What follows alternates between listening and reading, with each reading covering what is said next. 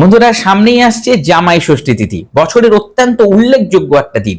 এই বিশেষ দিনটিতে মেয়ে জামাই বাড়িতে আসে এবং এই দিন করা বিশেষ উপাচারগুলোর মাধ্যমে বিশেষভাবেই আমরা মেয়ে জামাইকে আপ্যায়ন করি এবং আমাদের সম্পর্কটা মিষ্টতা পায়। এর জন্য এই তিথি অত্যন্ত গুরুত্বপূর্ণ আমাদের কাছে।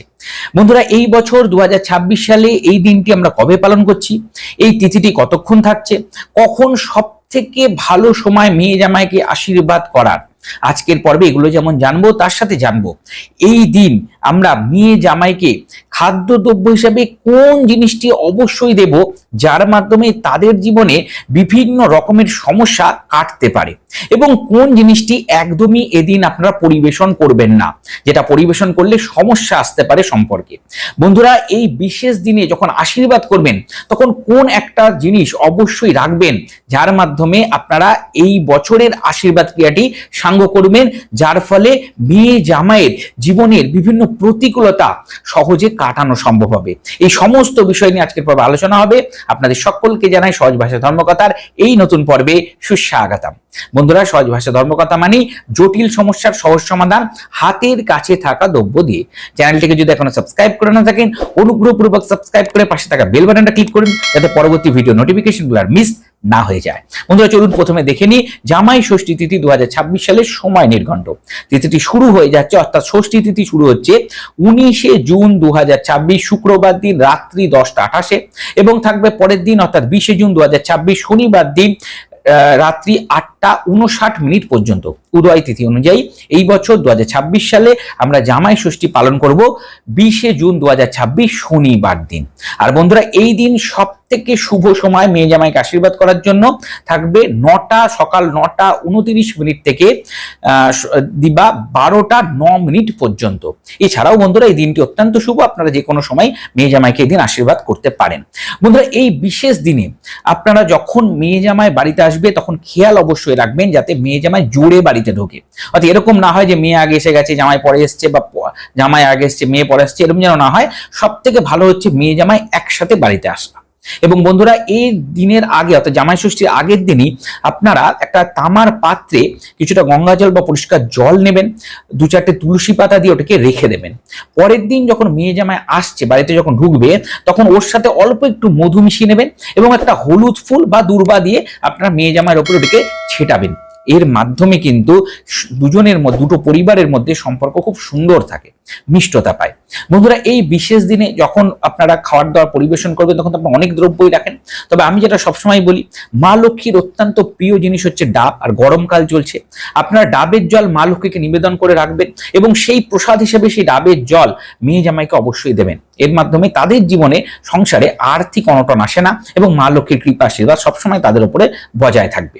বন্ধুরা, বলেছি আগেই যে এই বছরটা শনিবার পড়েছে, শনিবারে জামাই ষষ্ঠী পড়েছে, এবং তার ফলে আমরা যখন আশীর্বাদ করব তখন একটা বিশেষ দ্রব্য অবশ্যই সাথে রাখবেন। বন্ধুরা, কি সেটা? যখন আপনারা আশীর্বাদ করছেন মেয়ে জামাইকে ধান দুব্য তো অবশ্যই দেন, এছাড়া অনেক জিনিস আপনারা করে থাকেন, কিন্তু এই বছরের জন্য আপনারা নীলকণ্ঠ ফুল বা নীল অপরাজিতা ফুল জোগাড় করে রাখবেন এবং এটিকে এই বছর অবশ্যই যখন আপনারা আশীর্বাদ করবেন মেয়ে জামাইকে, মেয়ে জামাইয়ের মাথায় ঠাকাবেন। বিশেষ করে শুভ হয় যদি সেই নীলকণ্ঠ ফুলটি আপনারা দেবীদেব মহাদেবের মাথায় ছুঁয়ে নিয়ে আসতে পারেন, বা যে কোনো কালী মন্দির থেকে ছুঁয়ে নিয়ে এসে তারপরে যদি আপনার আশীর্বাদ ক্রিয়াটি করতে পারেন, অত্যন্ত শুভত্ব নিয়ে আসতে পারবেন মেয়ে জামাইয়ের জীবনে। বন্ধুরা, এরপরে বলবো, এই বিশেষ দিনে যখন আপনারা তালপাতা দিয়ে হাওয়া দেন, বিশেষভাবে শাশুড়ি মারা জানেন যে কিভাবে করতে হয়, তাও বলে দিচ্ছি যে একবার 3বার এরকম ভাবে এবং 3বার এরকম ভাবে দিতে হয় এবং 60-60-60 এই কথাটি কিন্তু 3বার করে বলতে হয়। এর মাধ্যমে বলা হয় যে এই হাওয়া, তালপাতার পাখার হাওয়া দিলেই কিন্তু অনেক বিপদ আপদ জামাইয়ের জীবন থেকে কিন্তু কেটে যায়। বন্ধুরা, হলুদ সুতো ব্যবহার আপনারা করেন হাতে বাঁধার জন্য, জামাইয়ের মেয়ে জামাই হাতে বাঁধা হয়। এই হলুদ সুতোটা যখন বাঁধবেন তখন সবসময় সব থেকে ভালো হয় যদি সেই হলুদ সুতোর আগে একটু কেশর জল বানিয়ে, অর্থাৎ জলের সাথে একটু কেশর মিশিয়ে রেখে দেবেন, সেই সুতোটি ওই জলের সাথে চুবিয়ে তারপরে যদি হাতে বাঁধা যায় তাহলে আরো ভালো রেজাল্ট আছে। বৃহস্পতি গ্রহ মজবুত হয় এর ফলে এবং বিশেষভাবেই আর্থিক উন্নতি দেখা যায়। বন্ধুরা, এরপরে বলবো যে এই বিশেষ দিনে মা লক্ষ্মী এবং নারায়ণের বাড়িতে বিশেষভাবে পূজা অর্চনা করুন, মা লক্ষ্মীকে গোলাপ ফুল নিবেদন করুন এবং আপনারা শ্রীহরি বিষ্ণু নারায়ণের উদ্দেশ্যে আপনার বাড়িতে অবশ্যই এদিন হলুদ ফুল দিয়ে পুজো অর্চনা করুন। বন্ধুরা এবার আসবো, যখন আশীর্বাদ করছেন তখন মেয়ে জামাইয়ের কপালে যে তিলকটা পরাচ্ছেন তার ব্যাপারে একটা কথা বলে দিই। এই তিলক কিসের কিসের হতে পারে? সব থেকে ভালো চন্দনের তিলক, দইয়ের তিলক, এগুলো সর্বোত্তম বলা হয়। এই তিলকগুলো এই সময় দেওয়া খুব ভালো, এগুলো আপনারা ব্যবহার করতে পারেন। টক দই বা চন্দন দিয়ে তিলক আপনারা করতে পারেন। বন্ধুরা এই বিশেষ তিথিতে আপনারা যে খাওয়ার দাওয়ার আয়োজন করবেন, সেই খাওয়ার দাওয়ারের মধ্যে কি বিশেষ দ্রব্যগুলো আপনারা রাখবেন? বন্ধুরা এই দ্রব্যগুলোর মধ্যে অনেক জামাই খেতে চায় না এখন, যদিও প্রথম যে খাওয়ার শুরুতে একটু ঘি দিলে খুব ভালো হয়, অল্প সামান্য পরিমাণ ঘি যদি দেওয়া যায়। তারপরে অবশ্যই তেতো রাখার চেষ্টা করবেন, যে কোনো একটা তেতোর আইটেম, এবং সর্বশেষে কিন্তু দই যেন অবশ্যই থাকে, টক দই। বন্ধুরা এছাড়া বলবো এই বছরের জন্য যে স্পেশাল জিনিসটি আপনারা জামাইকে অবশ্যই নিবেদন করবেন সেটি হচ্ছে ছোলা। বন্ধুরা ছোলার যে কোনো তরকারি বা যদি স্ন্যাক্স হিসাবে যে ভাজা ছোলা সেটা আপনারা দিতে পারেন, বা যে কোনো আকারেই আপনারা ছোলা এদিন ব্যবহার করুন। যে ছোলাটি কালো ছোলা বলা হয়, অর্থাৎ ভিজিয়ে খাওয়া বা ভেজে খাওয়ার যে ছোলা, সেই ছোলার কথা বলছি। সেই ছোলাটি কোনো না কোনো উপায়ে এদিনকে অবশ্যই এই যে আয়োজন তার মধ্যে অবশ্যই সামিল করুন, অবশ্যই রাখুন সেটাকে। বন্ধুরা এই বিশেষ দিনে আপনার যে দ্রব্যটি একদমই ব্যবহার করবেন না, মানে রান্নার পদে রাখার চেষ্টা করবেন না, সেই জিনিসটি হচ্ছে মুসুরির ডাল।